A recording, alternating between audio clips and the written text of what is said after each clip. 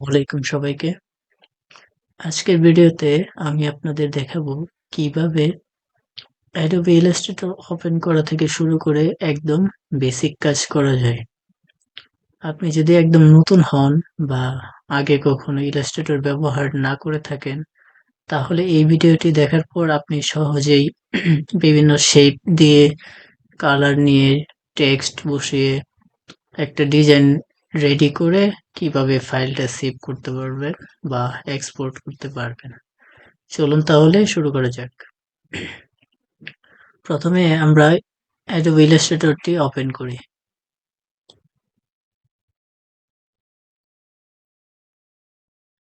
তো Illustrator টি open করার পর এরকম একটি ইন্টারফেস আসবে। এখন অনেকে যারা ক্র্যাক ভার্সন ইউজ করেন Illustrator এ তাদের হয়তো এরকম নাও আসতে পারে। তো কোনো ব্যাপার না, একই কার্যক্রম সব একই। আমাদের শুধু এইখানে যে ফাইল মেনুটাই বেশিরভাগ কাজে লাগবে এই ইন্টারফেসে আসার পর।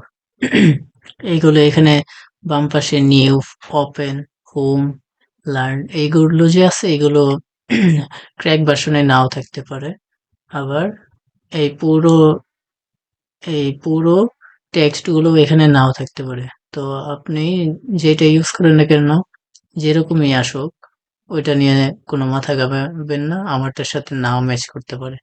আমারটা আবার ওই পেইড ভার্সন, তো এই কারণে এরকম দেখাইতেছে। তো এরকম ইন্টারফেস আসার পর আমাদের প্রথম কাজ হলো একটা ডকুমেন্ট সেট আপ করা। ডকুমেন্ট কি?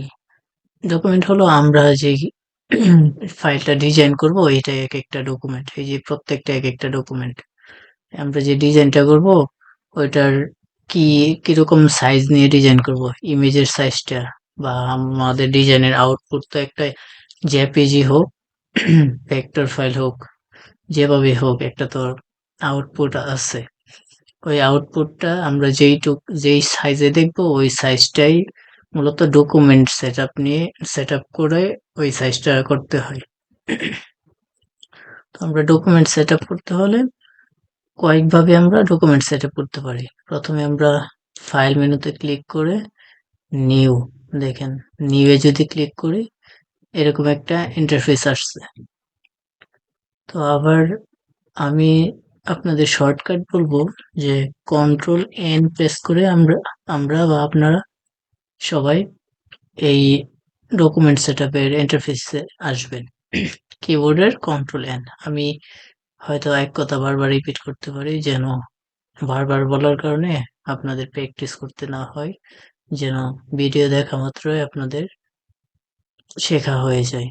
তো এখানে আমার দেখেন রিসেন্ট, এখানে আপনাদের কিছুই আসবে না, কারণ আমি এই সাইজ নিয়ে কাজ করছি, যার কারণে আমার এই রিসেন্ট এই 20টা আইটেম দেখাইতেছে। তো এখানে এই যে দেখেন রিসেন্ট প্রিসেট আছে, এই সেভ প্রিসেট, মোবাইলের জন্য কিছু প্রিসেট দেওয়া আছে। আমি সবগুলো ধাপে ধাপে বলতেছি। মোবাইল, দেখেন এখানে মোবাইলের জন্য আগে একটা সাইজ আছে। এই সাইজ অনুযায়ী ভিউ মোডে যদি ক্লিক করে এখানে আরো কিছু প্রিসেট পাবেন। তো এইগুলো হলো এক একটা ডিভাইসের জন্য। যদি আপনি ডিজাইন করেন, সাপোজ ধরেন আপনাকে কোনো একটা ক্লায়েন্ট বলল যে আমার একটা ডিভাইসের জন্য একটা ওয়ালপেপার ডিজাইন করে দাও ফোনের জন্য। ফোনের মডেল হয়তো বলতে পারে যে আইফোন 16, 15, 15 প্রো, 14 প্রো ম্যাক্স, এরকম একটা সাইজ বলতে পারে। তো আপনি ওই আর্টবোর্ডে আইসা এইখানে সাইজ লিখা হাবিজাবি না করার চেয়ে এক ক্লিকে এখানে একটা ক্লিক করবেন, তারপর ক্রিয়েট দিলে এই সাইজে আপনি ডকুমেন্টটা নিয়ে আপনি আপনার বাকি ডিজাইনটা কমপ্লিট করতে পারবেন। এইগুলো হলো মোবাইলের জন্য। এখানে আবার স্মার্ট ওয়াচ আছে, আরো কিছু প্রিসেট দেওয়া আছে, ওইগুলো আপনারা একটু সময় নিয়ে শুধু হালকা একটু দেখে রাখবেন। এইগুলো মাথায় রাখার কিছু না। তারপর আছে ওয়েব। ওয়েব তো আমরা জানি ওয়েবসাইটের জন্য, ওয়েব পেজের জন্য যদি কোনো একটা ডিজাইন করেন বা কোনো একটা ডিজাইন করা হয়, এখানে কিছু টেমপ্লেটস দেওয়া আছে। এই যে 4K রেজলিউশনের জন্য একটা আর্টবোর্ডের সাইজ কত কত হবে, মিনিমাম ওয়েব লার্জ। আচ্ছা, তারপর প্রিন্টের জন্য কিছু প্রিসেট। এই যে দেখেন এখানে A4 সবচেয়ে কমন যেটা, আমরা A4 এই বেশিরভাগ ডকুমেন্টস প্রিন্ট করা হয়, অনেক ডকুমেন্ট। আর লেটার সাইজ এখানে A3, B5 অনেক ধরনের সাইজ আছে। এই যে বিজনেস কার্ড, এগুলো অনলাইন জগতে এটা খুবই এটার খুবই প্রজেক্ট আছে। আপনি চাইলে এইখান থেকে শুধু এক ক্লিক করে ক্রিয়েট ডকুমেন্ট দিয়েই আপনি, সরি, হ্যাঁ, এখানে ক্রিয়েট ডকুমেন্ট দিয়ে আপনি আপনার বাকি কাজ কমপ্লিট করতে পারবেন। ডিজাইনটা কমপ্লিট করতে পারবেন। ব্র্যান্ডিং, প্রিন্টিং এর জন্য কিন্তু এখানে যা হলো, যা ডিজাইন প্রিসেট গুলো দেখতে পাচ্ছেন সবগুলি কিন্তু CMYK কে আছে, ওইদিকে আমি পরে আসতেছি। আচ্ছা, এখানে এই যে ব্র্যান্ডিং এর জন্য কিছু প্রিসেট দেওয়া আছে, এগুলো আপনি সময় নিয়ে দেখে নিবেন। আশা করি আপনি এত বোঝানো লাগবে না। তারপর আমরা এই রিসেন্ট ট্যাবটা না আসতে পারে, আমরা প্রথমে এইখানে আসব। আমাদের মাউস পয়েন্টার যেখানে থাকুক না কেন, আমরা এইখানে আসবো সরাসরি। আমরা আমরা যে ডকুমেন্ট সেটআপটা করব তার একটা নাম দেব। নামটা দেই যে মাই নিউ ডকুমেন্টস। এটা একটা নাম দিলাম। উম, তারপর উইথ জানেন পাশ কতটুকু, এখানে আমরা পাশ দিলাম 1080 px।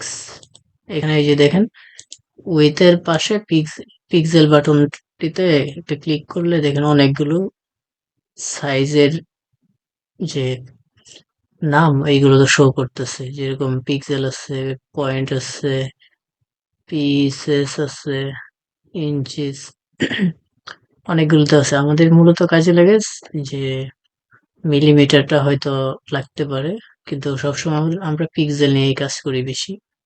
আর এইগুলো আপনারা সাইজে বেশি পার্থক্য নেই, পিক্সেল আর পয়েন্টে সাইজে বেশি পার্থক্য নেই, একই। আর এরপর ইঞ্চিস আছে, ইঞ্চিসটাও মাঝে মাঝে কাজে লাগে। আপনি এখন তো শুরু করতেছেন, তারপরে এটা এমনিতেই বুঝে যাবেন যে কখন কোনটা আমার লাগবে। তারপর আমি হাইট নিলাম 1080 px। এটা হবে আমার লম্বাই কতটুকু হবে আউটপুটটা। তারপর ওরিয়েন্টেশনটা হলো আপনি কোন মোডে, পোর্ট্রেট মোডে দেখবেন নাকি ল্যান্ডস্কেপ মোডে। দুই ধরনের মোড আছে।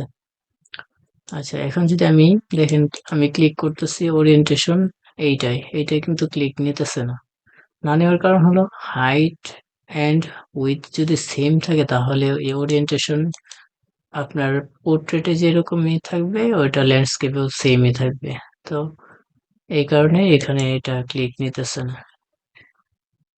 আর এখানে আমি যদি একটু উইথ একটু বাড়িয়ে দিই, দেখেন এখন কিন্তু ঠিকই নিবে। দেখছেন, সামান্য একটু বাড়িয়ে দেওয়ার কারণে এটা কাজ করে। এখন এই যে আমি সেম রাখলাম। তারপরে এটা হলো আউটপুট, মানে আমরা তো এই যে সাইজটা জেনেছি, এটা তো ডকুমেন্টের সাইজ। এই ডকুমেন্টটাই ধরেন আমরা আউটপুটে যে আমরা ডিজাইন গুলো করব, যেই ডিজাইন করব ওইটা হলো ডকুমেন্ট। আর যেই জায়গাটাই ডকুমেন্ট গুলো আমরা ডিজাইন করব বা যে কোনো ডিজাইন করব ওইটা হলো আউটপুট। আউটপুটের উপরে ধরেন এটা একটা টেবিল, আউটপুটটা একটা টেবিলের মতো। আর এইটা ধরেন একটা খাতার পেজের মতো। আচ্ছা, ধরেন এখন একটা টেবিল, ধরেন আপনি এই যে দুইটা টেবিল, চারটা টেবিল যদি নেন, এখন আপনি তো কাজ দেখেন চারটা টেবিলই আপনার হবে এরকম সাইজে, সেম সেম সাইজে হবে। এখন আপনি যদি চান একটা নিতে, আচ্ছা এখন চারটা লাগবে না, আমি দুইটা নিয়ে দেখাই, চারটাই নিয়ে দেখালাম। তারপর এখানে ব্লিডটা এখন আপনাদের কাজে লাগবে না। ব্লিড এখন দেখালে একটু প্রেসার পড়ে যাবে আপনাদের। ব্লিডটা পরে দেখাইতেছি। এখানে আমাদের ব্লিড এখন লাগবে না, পরে দেখাবো। আচ্ছা, ব্যাকগ্রাউন্ড কন্টেন্টস দেখেন এখানে হোয়াইট, আমরা সবসময় হোয়াইট নিয়ে কাজ করবো ব্যাকগ্রাউন্ড কন্টেন্ট।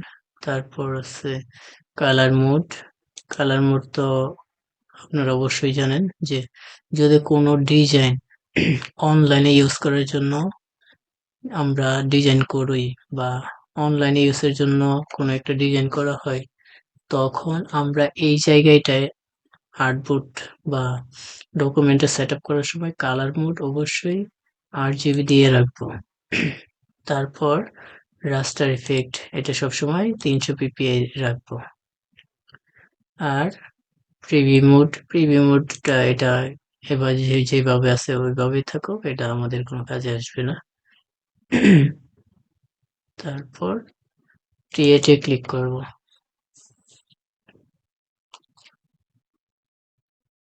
ক্রিয়েটে ক্লিক করার পর আমরা এরকম একটি ইন্টারফেস দেখতে পাবো।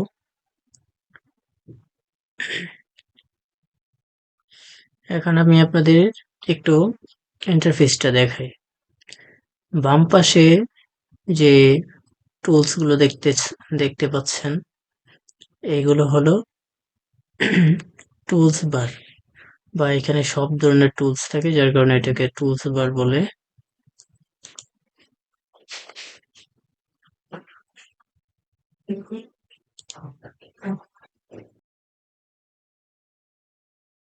আমি আবার দেখি, বাম পাশে যে টুলস গুলো দেখতেছেন, এইগুলো প্রত্যেকটাই এক একটা টুলস। এটা একটা টুল, এটা একটা টুলস। তো এই এই বারটাকে টুলস বার বলা হয়। উপরে আছে menu bar, file, edit, object, type, select, এগুলো হলো মেনু বার। আমরা যখন পরে পরবর্তী যে ডিজাইন গুলো করব বা কাজ করব, মেনু বার বললেই আমরা এইখানে চলে আসব। বা ভিডিওতে আরো অসংখ্য বার পাবেন যে মেনু বার কখন কাজ করে। তারপর ডান পাশে আছে প্রপার্টিজ প্যানেল। এইখানে যেই এই যে ডকুমেন্টস, ইউনিট, আর্টবোর্ড যা দেখতেছেন, এটা হলো প্রপার্টিজ প্যানেল। এখানে আমরা কালার, সাইজ, পজিশন সব নিয়ন্ত্রণ করতে পারি। এখানে সবচেয়ে গুরুত্বপূর্ণ কিছু টুলস দেখে নেই। তো এই যে একটা টুলস দেখতেছেন, এটা শর্টকাট কি হলো বি। দেখেন এখানে দেওয়া আছে সিলেকশন টুলস। এই টুলস এর নাম হলো সিলেকশন টুলস। সিলেকশন টুলস এর শর্টকাট কি হলো ভি। আমরা কিবোর্ডে যদি ভি প্রেস করি, দেখেন ওইটা সিলেক্ট হয়েছে। জুম করার জন্য কন্ট্রোল প্লাস চাপলে জুম ইন, আর কন্ট্রোল মাইনাস চাপ দিলে এটা জুম আউট হবে। যখন আমরা সিলেকশন টুলস সিলেক্ট থাকা অবস্থায় রাখবো আর কি। দেখেন, প্রথমে আমরা জুমটা শিখবো। কয়েকভাবে জুম করা যায়। একটা হলো কিবোর্ডের অল্টার যে বাটনটা আছে, ওইটা যদি চাপ দিয়ে ধরে রাখি বা প্রেস এন্ড হোল্ড করি, তারপর মাউসের হুইল যে